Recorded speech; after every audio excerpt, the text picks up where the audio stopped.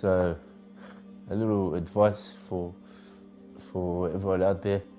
Inshallah, if you can inspire 1, 2, 3 people to do something, remember when you're in that grave, inshallah, then you'll be getting rewarded for everything they've done, for all the people they've brought to Islam, and inshallah that'll help on the Day of Judgment. So always try to have a project or a plan that you're working towards in this life, inshallah. Inshallah that'll help us in our grave and the hereafter.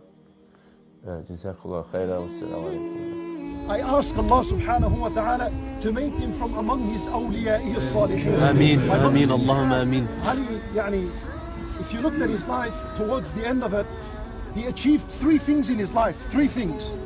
Number 1, he achieved this cancer that Allah subhanahu wa ta'ala blessed him with. He himself considered it a gift of 3 years. Bi-idhnillah, that cancer of 3 years, its effect is that it would have, bi-idhnillah ta'ala, washed and cleansed his heart and soul from the sins that he had done in the past. That's the 3 years of cancer, it would have worked for that, inshallah. Number 2, he achieved that he established a project in his life before his death, which was the M.A.T.W. project, Muslim Around the World project, which we all know about it. He established it, and we ask Allah Azza wa Jal that becomes a sadaqah jariyah, an ongoing charity for him. Ameen. Basically, an ongoing charity means that it's a river of hasanat for him as he is in his grave. He sits down, he doesn't do anything. As long as people are benefiting from his project, as long as people are being fed by his project and looked after, as long as it exists, to bi-idhnillah, it's not a long way for its existence.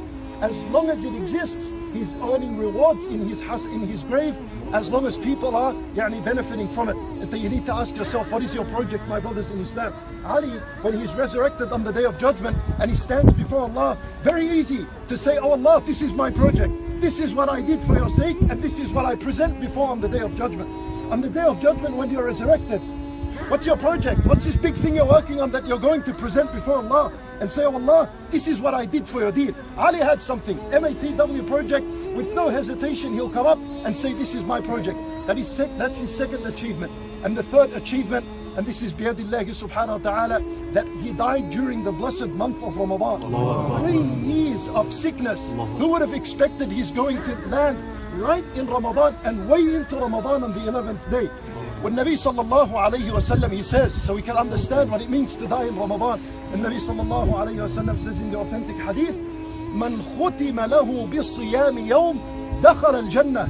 Anyone who fasts one day for the sake of Allah, which are the days of Ramadan, and that was his last action before he dies, guaranteed he enters the paradise.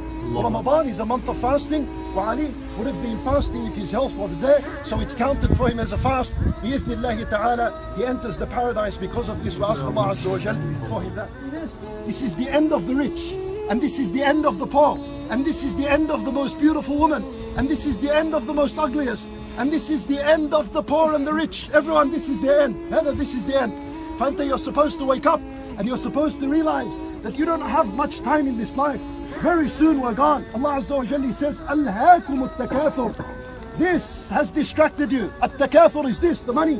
Alhaakum hatta zurtum al-maqabir. Until you visit the grave, until you die and you're buried. And Allah Azza wa Jalla is saying, until when? Until when is this going to distract you? Until the day you die. By Allah, I can guarantee and swear to it that more than 90% of us here have enough money to live for the next few years. But still you find you busy. Busy doing what? Rafi salat in the masjid, no Quran, nothing of the good. Whatever he can, and he gives it like a joke like this. For my brothers in Islam, what you have, if it's enough for you, understand this is a blessing from Allah. Use the remainder time to worship Allah subhanahu wa ta'ala.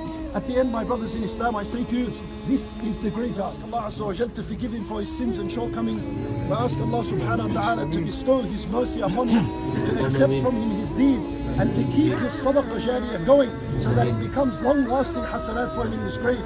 We ask Allah Azza wa Jal that he resurrects him among the salihin, and that he admits him into the paradise, in the highest levels of the paradise.